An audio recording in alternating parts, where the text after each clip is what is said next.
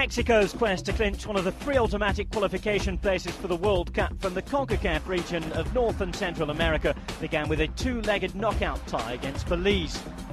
The managerless Mexicans, who had Ramon Ramirez in temporary charge after the departure of Hugo Sanchez, made their way through the round 2 section with an aggregate 9-0 result in their favour. Prior to the resumption of the qualifying process, Swedish coach Sven-Göran Eriksson, one of the most experienced in international football, had been appointed to lead the Central Americans into a round 3 group that pitted them against Honduras, Jamaica and Canada. 3 wins out of 6 matches played proved just enough to see Mexico through to the 4th and final round. However, defeats to Jamaica and Honduras and a draw with Canada had left the Mexicans dangerously close to being knocked out of qualifying at the penultimate stage for the first time in the country's history. In the final group, Mexico would come up against Costa Rica, El Salvador, Honduras, Trinidad and Tobago, but first it would be the big rivals, the United States of America, who would provide the opposition. The group started badly for Mexico when Michael Bradley gave the USA a half-time lead in Columbus. And despite plenty of determination in the second half, they were unable to recover and Bradley was allowed to add a second in injury time. Mexico would have to wait a month for the opportunity to make amends when they ran out 2-0 winners at home to Costa Rica. It was on their travels where they were next to suffer again, though. In Honduras, Carlos Cosli's 17th minute strike set the tone for what was to come.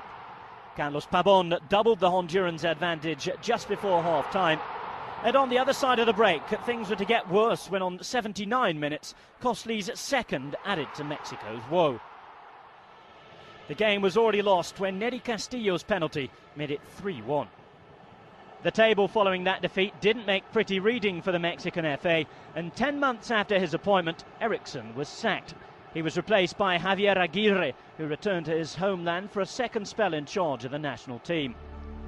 His influence was far from immediate, as another defeat, this time to El Salvador, followed, but things would improve for Mexican fans with back-to-back home wins against Trinidad and Tobago and the USA.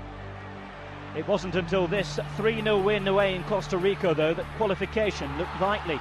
Giovanni Dos Santos' breakthrough on the stroke of half-time sent the team into the dressing rooms in confident mood. And that showed after the break when Guillermo Franco made it 2-0. There was also time for Andrés Guardado to add a third, securing a 3-0 win that saw Mexico almost there. After another win at home to Honduras, Mexico moved into an automatic qualification spot and had the chance to secure their place in South Africa 2010 with a win against El Salvador. With the advantage of being at home and with the backing of the crowd, Aguirre's side were confident of victory. Luck was also on their side. Marvin Gonzalez's own goal put Mexico 1-up midway through the first half, and the scoreline would stay that way until veteran striker Cuauhtemoc Blanco made it 2-0 with 20 minutes remaining.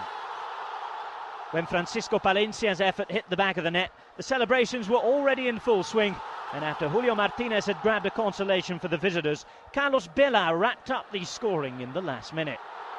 4-1 the final score, and despite all the managerial trials and tribulations, Mexico had finally made it with a match to spare. That match was a 2-2 draw against Trinidad and Tobago and saw Mexico finish second in the qualification group, a single point behind group winners, the United States of America. Mexico will be in South Africa, and coach Aguirre knows all about coaching at a World Cup finals. He was in charge of the team that reached the knockout stages back in 2002.